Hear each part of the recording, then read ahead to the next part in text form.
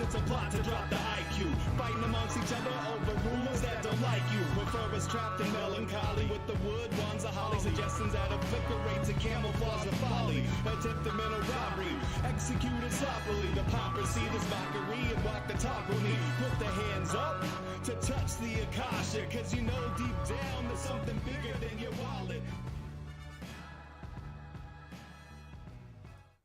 Sweet eternal balance of all that is good, true, and beautiful, friends. Tonight on Middle Path, we get to experience some clarity and upliftment with a new friend of the show, Blaise Kennedy, who is a spiritual practitioner and someone who empowers people to heal themselves through a unique and personalized methodology, which he developed himself in the exact vein of the Middle Path ideals and principles. We're grateful to have such a love-centered warrior here with us tonight. Blaise Kennedy, welcome to Middle Path. How are you tonight? Thank you. It's lovely to hear myself introduced that way. I'm well. Thank you. Good. I'm glad. Well, I aim to please and make people feel happy to be here. But before we get into things tonight with you, Blaise, I do want to tell everyone listening out there is a hangout tonight after the show, as there is every Thursday. And so if you're a supporter on Rockfin, if you're on subscribestar.com/rogue-ways, or if you're at rogue.locals.com as a supporter, if any of those places you're supporting the show, then this hangout is for you. The link will be posted in all those places for subscribers or supporters only. And it's just relaxed. We just hang out. It's unstructured. It's unrecorded. We laugh. We cry. We rip our hair out. We lament. And we celebrate. We do whatever we want, and it's fun. So I hope to see you all there. It's just within minutes of Middle Path ending, I put that link out and we just jump right in and hang out. So become a subscriber today if you're not already and you want to come hang out with us. We've had a blast on the other nights that we've done this, and it's just so fun. And Blaise, Middle Path is so happy to have you. In Middle Path, you know, we do a practice at some point in the show. And so I was going to ask you to help us lead us on a visualization or a breathing exercise or just something else that you like, whatever style or flavor you want. But before we get there, I'm going to cut off the YouTube. I'm going to cut off the Facebook people, and anywhere else this is streaming, you will no longer see it. You'll just have to come over to Rockfin with us, because Middle Path is a Rockfin only exclusive show. And so this is just your teaser. But before we get to that point, I was going to ask you, Blaise, to let us know what was your path start like? Like, what was your childhood like that led you into what you're doing now? A lot of times people were like weirdos and outsiders that come to this sort of work. Do you feel like that was you, or was it totally different? Sure. I mean, I really wanted to be successful within the world that I was shown.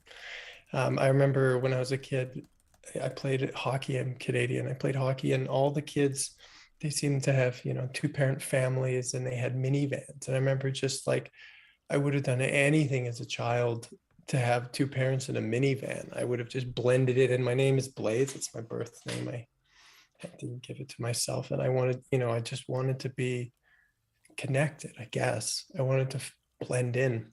But I didn't feel that way.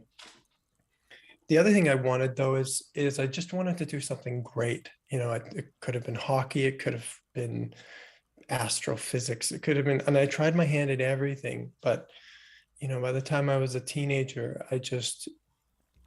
none of those traditional routes were working for me.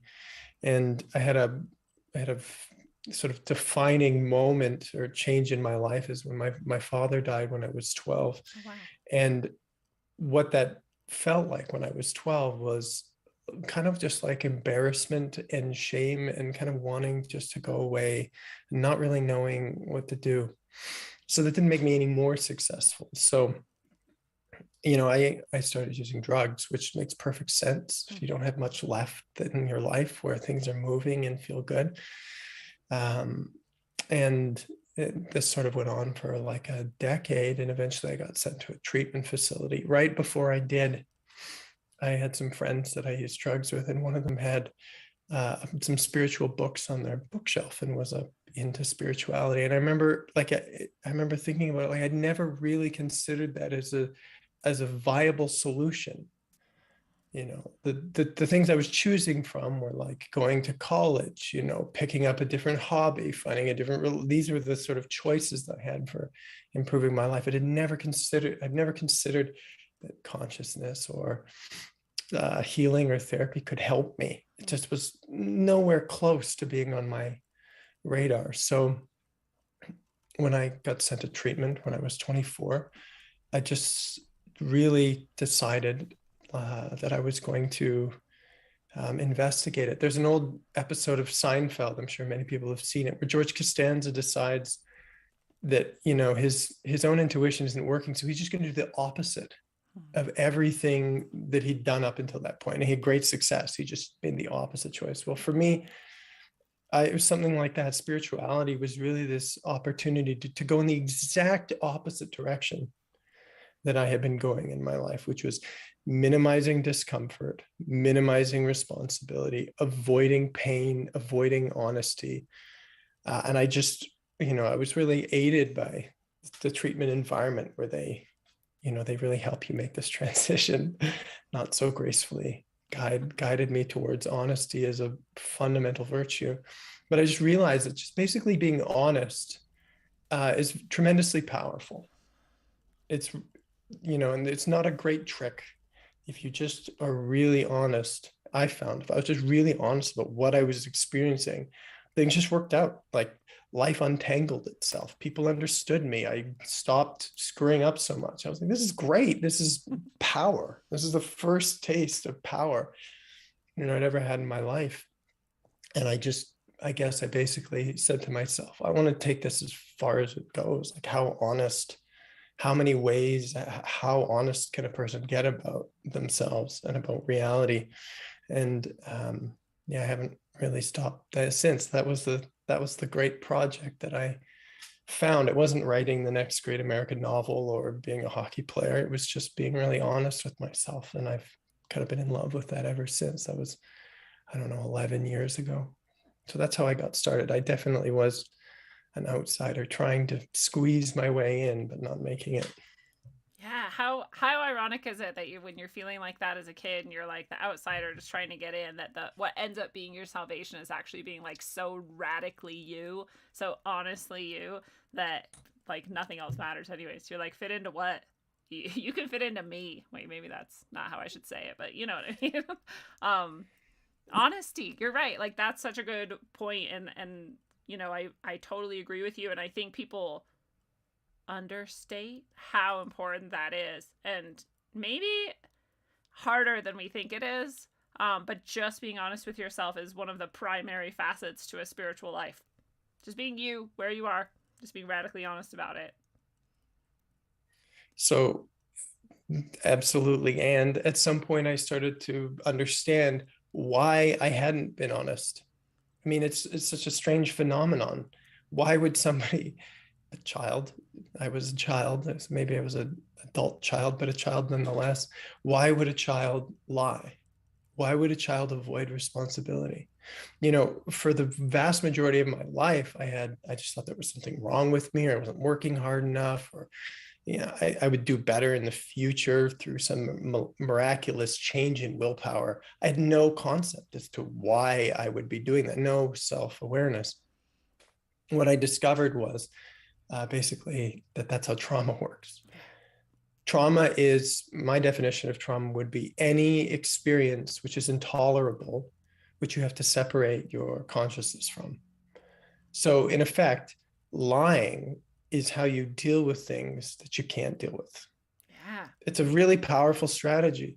And it really did take care of me. It didn't leave me with a lot of choices, but it kind of saved me from having to confront things that I wasn't ready for. So when I went to treatment, I never considered that I had trauma. I just thought I was like lazy or something like that. You know, boy, was I wrong. You know, and I can speak generally now, I don't believe anybody is lazy, you know, and there's no such thing as a person who is lacking character. There's people who everyone is managing their experience the very best that they can with the resources they have. And honesty is really just a way of getting more resources to the places in you where you need help. Yeah. It's just pragmatism. It's just, it becomes like an understanding that, like, look, inside myself and my body and mind, there are all these fragments of myself which are like confused, don't have a way to be integrated. They can't be insiders. They can't be included. They are fragmented from my consciousness because I can't deal with them. And honesty is just a way of bringing resources to those places inside oneself. So if, for me, wanting to be great, wanting to meet my potential, wanting to, realize higher states of consciousness really is just about integrating more of myself. All of that is there. Like, it's implicit. Your goodness, the truths about life are implicit. There's just inner fragmentation, which is a result of trauma. And, we can talk more about that. But yeah, I realized that not being truthful was a kind of a way to be like in a medically induced coma. You don't really know what to do with the patients, so you just drug them. And that's what my life was like for a long time. But it doesn't go anywhere, right? It's not very fun either. So I learned to be honest. Well, that's really we talk about that a lot here on Middle Path, especially, and in the work that I do too. And I describe it exactly as you do. Trauma is you separating from yourself. It's you cutting out a piece of yourself and rejecting it. And you cannot live that way. And piecing that back together is a matter of many levels of discipline in all areas of your body. And discipline, I don't mean that by like being harsh with yourself. I just mean that as learning what it is you can do to start to bring those pieces back. And this is why I love talking with you, because we're actually so similar. Our childhoods are almost exactly the same. And we both went to treatment. We both, it sounds like, experienced therapy. I also thought therapy would be what I really thought was I've been through AA and all these 12 steps. I've been through treatment. Those were bullshit. Why would I try therapy? I've been to counselors. I've talked my ear off with counselors like for years. My dad also died when I was 11, coincidentally. And when the time therapy came, I was like, I guess I'll try this. Like, man, nothing else is working. And it was radically transformative for those exact reasons that you described, because I was finally truly able to be honest. It wasn't like I was lying all the time. It was that I honestly didn't know how I felt at all. And I've described this to the audience before. Like, I genuinely could not tell people how I felt, and I didn't even know. I thought I was a very emotional person, and I wasn't. So I'd love to talk about therapy, that process, the work that you do, which as similar as everything else is that we do, I bet there's a lot of differences, and I can't wait to hear about that and get into some ideas about trauma and soul retrieval and all of this. On the other side, people who are watching on YouTube or on Facebook, come right over to Rockfin. It's free. It's easy. This is a Rockfin only show, so we're going to cut you guys off. But really, more people are on Rockfin, and that's where the party's at. So I hope to see you all there. It's not because we don't love you. It's because Rockfin is better and doesn't censor us. So bye-bye.